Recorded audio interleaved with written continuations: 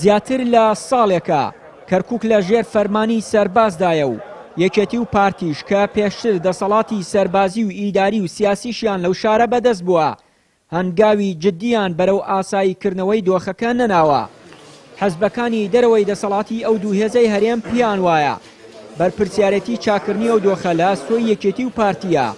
کە هەنگاو بنێن بۆ دەرکردنی شارەکە لەو دۆخانە ئاساییەی تێکەوتووە. گەر ئێمە ئەمانەوێ وەزنی کەرکووک ئاسایی بکەینەوە بەفرۆز لە جارێ ئەوانەی کە تووشی ئەو غەڵەتانیان کردوون بەخۆیان نەبچنەوە ئەبێ وا کار بکەین کە بتوانین ئێمە بە شێوازێک کار بکەین کە داوای جێبەجێکردنی دەستور ئەکەین جێبەجێکردنی خاڵەکانی دەستور ئەو خاڵانەی کە دەستور لەسەر خۆشمان جێبەجێکەین و لەسەر عێراقی داوا بکەین جێبەجێ بکرێن و کەرکووک بەنسبەت ئێمەوە شارێکی گرنگە پێشمان وایە هیچ مەلەفێکی سیاسی کوردی هیچ پرسێکی نەتەوەی کوردی چارەسەر ناکرێت بەبێ کەرکووک. ئەگەر کەرکووک بەم شێوازە کار بکرێت من پێم وایە وەزنی کەرکووک بەرەو خراپتر ئەچێ و پێویستەکە قسەی جددی هەبێ لەسەر مەوزوعی کەرکووک بەتایبەت ئێستا هەمومان بەتایبەت ئەو لایەنە سیاسیانی کە ئەندام پەرلەمانمان هەیە لە پەرلەمانی عێراقا ئەبێ سیغەیەک بدۆزرێتەوە بۆ ئەوی کە چۆن ئەم وەزنی کەرکووک لەم بارودۆخە ڕزگارکەین و ئەمە ئەرچی سەرشانی هەمومانە. ناکرێمە کەرکووک بە پاکێجێکی هەرێمی کوردستان بە پاکێجێکی تەماشاکەین هەمووی یەک پاکێجە کورد دەبێ مفاوزات لەسەر کۆی مەسەلە نەتەوەیەکانی کوردستان بکە بەتایبەتی کەرکووک و ئەم شوێنانی کە هەیە و تا حکوومەت پێکاتووە لە بەغا لە ناوەند تا ئێستا کۆمەڵێک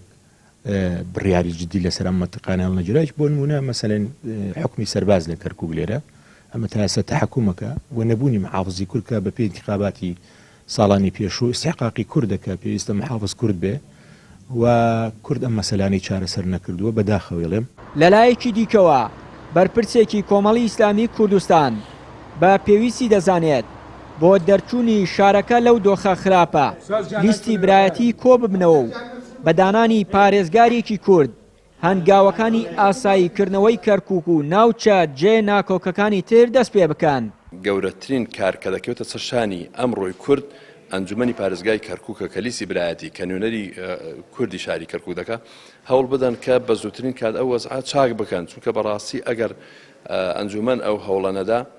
لەدەست حیزبە سیاسیەکانە